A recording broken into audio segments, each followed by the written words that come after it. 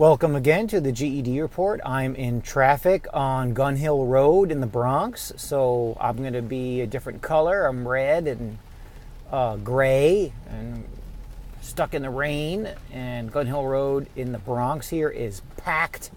So this is going to be a little bit of a different look, but hey, why not? I have about 20 minutes, and there is a topic that needs discussion for a couple of reasons, right? First, let's get to our sponsors. There are two of them this time for this GED report. One of them is Teachable. I'm at TheFreelanceTeacher.teachable.com, where you can solve some of the problems we are talking about today. And the other one is Udemy, Udemy. And I'm at Udemy as well. If you search my name, Marola, you'll get my classes there as well. So those two sponsors are keeping gas in the tank and keeping power to the iPhone and allowing me to be stuck in rainy traffic on Gun Hill Road here in the Bronx. How incredible is that? So this one is a common title in the sense that it's the dumbing down of American youth, but there are a couple of twists and a couple of wrinkles that I'm going to talk about that are not your standard, the kids today, they just don't get it, they're so dumb, all they do is pay attention to frivolities, and I'm not really cut from that cloth. There is some truth to that with today's youth, and there are a couple of instances that keep showing me that I am correct. One of them was a podcast I just finished listening to, the School Sucks podcast. Brett Venat does a good show there, and he was interviewing Dr. Duke Pesta, and Pesta has been interviewed on Molyneux's show in the past, and Pesta is an upper level English professor in the Wisconsin university system, and he teaches the classics. And because he's been teaching at the college level for 25 years, he's kind of a mirror image to my world and to me, because I've been doing the high school thing in the bad neighborhood for 25 years, just short of 25. And the parallels are the same.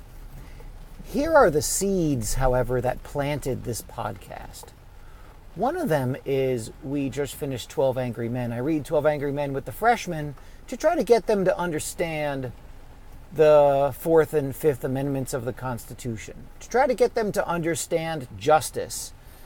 A couple of podcasts ago, I did the Cameron Willingham case, and the Willingham case is what we did first, and then after we did Willingham case, we did 12 Angry Men. We are going to watch A Few Good Men after this, and we're going to talk about justice and the justice system, and what does justice mean, and how is it supposed to play out? All of these things regarding a mix of the lack of justice today, along with the way that justice was supposed to be meted out in the olden days. One thing that Dr. Pesta mentioned in the School Sucks podcast was that students have changed over the years. And that came up in our reading of 12 Angry Men, because juror number 3 talks about the quote-unquote kids these days. And I don't know about you, but I got the kids these days speech a couple of times. The most memorable one was in the fall of 1986 when I was a freshman at Brooklyn Tech High School, and my social studies teacher told us that the Brooklyn Tech student of today was not the Brooklyn Tech student of yesteryear. That we weren't quite what they were. We didn't quite have what they had. And so that was September of 1986. 12 Angry Men, the teleplay that we are reading, was done in 1957. And the original is even a couple years earlier than that.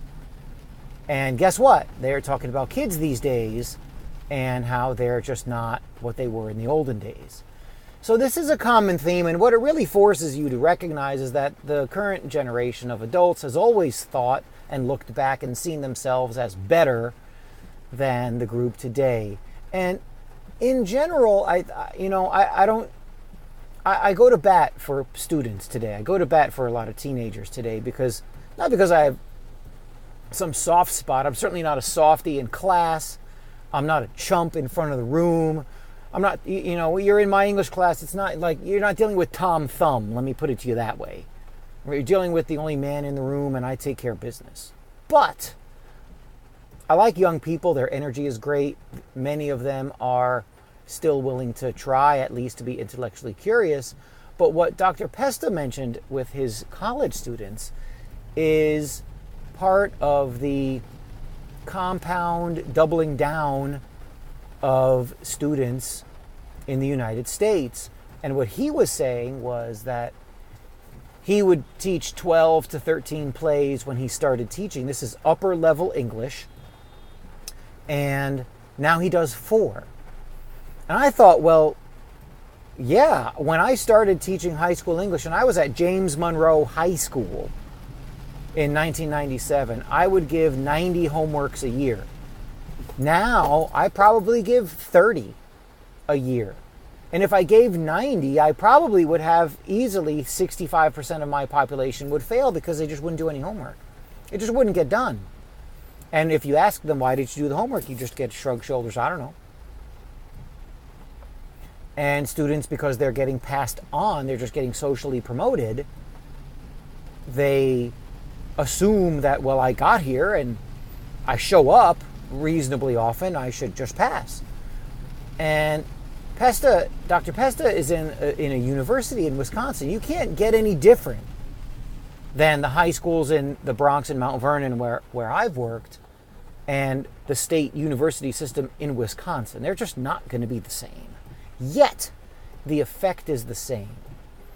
And that's a long-winded way of me saying, I think there's something to this doubling compound interest. Well, compound interest isn't just doubling, isn't it? It's exponential. But this compounding of the dumbing down of students in the United States. And Pesta is the source you want to go to when you look at Common Core and its evils. And what you see with Common Core is the modern way of the modern top of the pyramid, the modern state, the modern government, trying to make every student 2 things. 1, make that student a collectivist, where we need social justice, and social justice will make all of us better, and the individual is completely crushed. And also, and by the way, that destroys creativity, it destroys the individual and his ability to do anything unique. So it is supposed to do that, not only, crush creativity and make everyone the same, but also make you completely historically unaware. And Pesta sees that when he covers Shakespeare with his students, because they can't read the text.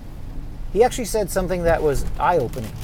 He said, I have to show them how to read Shakespeare. I have to show them where the subject is. I have to show them how to find the subject of a sentence. And these are university students. And I have my literacy boot camp out there on Teachable, just in case you're wondering about my shameless plugging of my own business. I have literacy boot camp out there, and one of the lessons is diagramming sentences, which forces you to, at first, find the subject of the sentence, because you can't diagram a sentence without the subject. So my students at Mount Vernon High School and these university students in upper level English in the Wisconsin university system lack the same skills. The sinister part of Common Core and the dumbing down of Americans is that this historical illiteracy, and this is what Pesta was saying about his university students, means that anything dealing with the classics, Shakespeare, the literature from early America, British literature, pretty much anything in the Western canon, is seen as null and void, is seen as useless. And not only useless, the product of white supremacy. The product of people who were progenitors and creators and people who benefited from white supremacy, and some of them even owned slaves. And what that means is you don't pay attention to Huckleberry Finn. You don't pay attention or read anything that George Washington wrote or said. You don't look at something like Shakespeare and what Shakespeare says about women and says about marriage and says about relationships. You don't have to pay any attention to that because those people were colonizers. They were white supremacists. They were bad people. The fact that these people lived 200, 300, 400, 500 years ago is irrelevant. The social justice warrior, historically illiterate, and in some ways illiterate in terms of the English language, that student simply doesn't need to look at those things and is dumb and doesn't know much of anything at all. And what Common Core and the collectivization of the country and much of the school system and the Common Core system have done is made it so that these people are intellectually incurious. And Pesta sees it at the university level. I see it at the high school level. I think I actually have a better existence than Dr. Pesta because I have high school students in the bad neighborhood, and you really need to have some intellectual curiosity. You need to be aware of conspiracies, and you need to be able to decipher things that have been written in the past, because if you can't, if you're in the black neighborhood, you're just going to continue the complete crushing by the top of the pyramid of the black neighborhood and the black experience in the United States. So when I cover diagramming sentences, or I cover how to find the subject of a sentence, and I do a bunch of basic grammar, we don't love it, but the students are accessible and they grab it. I also cover something like 12 Angry Men. I look at the Fourth and the Fifth Amendment written by the founders of the United States. And nobody in any of those instances has an issue with it or says this is the product of white supremacy or why are we reading works by these colonizers? Because they know if you don't understand your Fourth and Fifth Amendment rights and you get into the justice system, there isn't going to be a blue-haired social justice warrior out there screaming and protesting to save you. You're going to go down and you're going to get your ass whooped by the quote-unquote so-called justice system here in the United States. You'd better know your rights. You better be real sure about what the Fifth Amendment means. You need to be aware of innocent until proven guilty. You can't go around in the bad neighborhood and say, oh, well, those colonizers and the people who are just benefactors of white supremacy who wrote the Constitution, OMG, I don't care about that. I know that I can deconstruct any bit of literature, and I can find the power dynamic and the intersectionality within it. What? Are you stupid? Nobody goes for that in the area that I work. But Pesta has to deal with this at the university level, and he explains it. So you have this twin-headed, this Hydra-like monster that has destroyed much of the American youth. Common Core is just more gasoline on the fire. And you have people getting turned into quote-unquote social justice warrior automatons who frankly are stupid. They don't know anything. They don't know what they don't know, yet they have this arrogance and this sense of entitlement where they know, quote unquote, know that they're right and everyone else is wrong. And I just found it fascinating that, it's easy to say, the kids today, they're just stupid and they're just dumb and they're just lost and they waste time. And you know the speech, you've heard it. Every student of mine, I ask them if they've heard the speech, and they've heard the speech. I told them I heard the speech. We heard juror number 3 in 12 Angry Men give us the speech about kids these days, right? He says, he's looking at the picture of his son, and he says, in my day, I called my father sir. He's like, you ever hear about that now?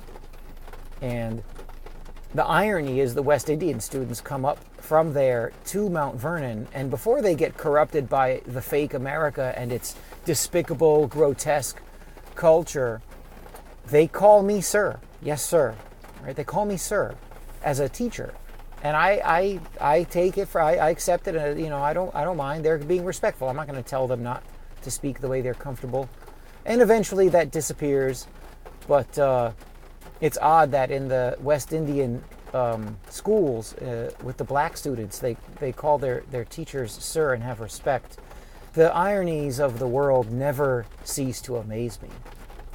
But the American students, right, the reflection of what Pesta had said about his college students, the lack of intellectual rigor he's allowed to teach because his students are so lacking. And what I see with my students, it's interesting how my students are, in a way, superior simply because they haven't been poisoned by the twin-headed monster of Common Core and the social justice warrior ethos that exhibits itself on the college campus. So that's pretty much it for today. It's just, I want you to be careful. This is my message to young people, and it's my message to them often. I explain to them that if you're highly literate, if you can find the subject of a sentence, and you can read and speak well with your active literacies, and you're intellectually curious on top of that, you are a very, very powerful person. If you can do that. If you can read well, if you understand how language is built, and you're exceedingly literate, when you combine that with being intellectually independent and curious, and these skills are all free. Yeah, I charge a couple of dollars online, right? That's my little hustle. Okay, you got to give me my thing, right? Cut me some slack. Who's going to pay for this studio? You? Someone's got to pay for it. The studio, it's not going to pay for itself. But you really can learn these things for free. You can be curious about things. You need to try to find the truth in your own way, and you need to be literate while doing it.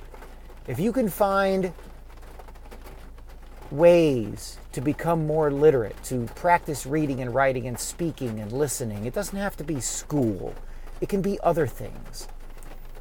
Don't let the Common Core beast, which wants you to be a robot, it wants you to be, common. It wants you to be just like everybody else, where you know that the progressive ways are the ways and the truth. Right? Common Core simply tells you that the progressive stuff they're pushing out today, this filth and nonsense, is the truth. There are 72 genders. Gender is a social construct. Race is a social construct. Basically, everything is a social construct. White people are bad. White culture is an evil thing. White supremacy needs to be crushed out and snuffed out within America. Of course, you can be a white liberal progressive and, you're kind of an ally. It's funny how that works, right? You're the hypocrisy with that. And that's the kind of thing I'm talking about. When you start to look at the progressive agenda and Common Core, and it's not the Democrats only, the Republicans did the same thing with the W. Bush administration. They had their own No Child Left Behind foolishness. They're not innocent of this kind of stuff. So stop thinking like a Common Core twit. Well, the Democrats are good and the Republicans are bad. Or no, wait a minute. It's the Republicans are good and the Democrats are bad. That's idiotic thinking. Your first reaction to that should be, why are there only two ways? And why is one good and one bad? Is there no nuance? So without getting too preachy, the end of this is really the key, where your intellectual curiosity and your ability to be literate, those are things that they've taken away. Dr. Duke Pesta sees it. Brett Veinotte at School Sucks sees it. I see it. And you can avoid it. So I think you should. The School Sucks podcast, I recommend. The interview with Dr. Duke Pesta was just very recent, so it's late May 2019. I highly recommend it when you listen to him talk about his students then and his students now. So there is a little bit of something to the compound dumbing down of America. There's something there. It's not all just adult cynicism and anger harping on the young people. There's something there, and it needs to be paid attention to, and it needs to be avoided by you. So I think the saying goes, compound interest, the people who understand it, I'm going to butcher this quote, so bear with me, but compound interest, and you can sub in the compound dumbing down of America. Compound interest, the people who understand it earn from it. The people who don't understand it pay it. Now, I just destroyed that quote, but if you don't understand what is happening around you, and you don't understand that you're being played with, and that your intellect and intelligence has been warped, you're going to pay too. And I don't want you to pay. So get with the program, like, share, follow, spread the word, thefreelanceteacher.teachable.com, and we'll work together.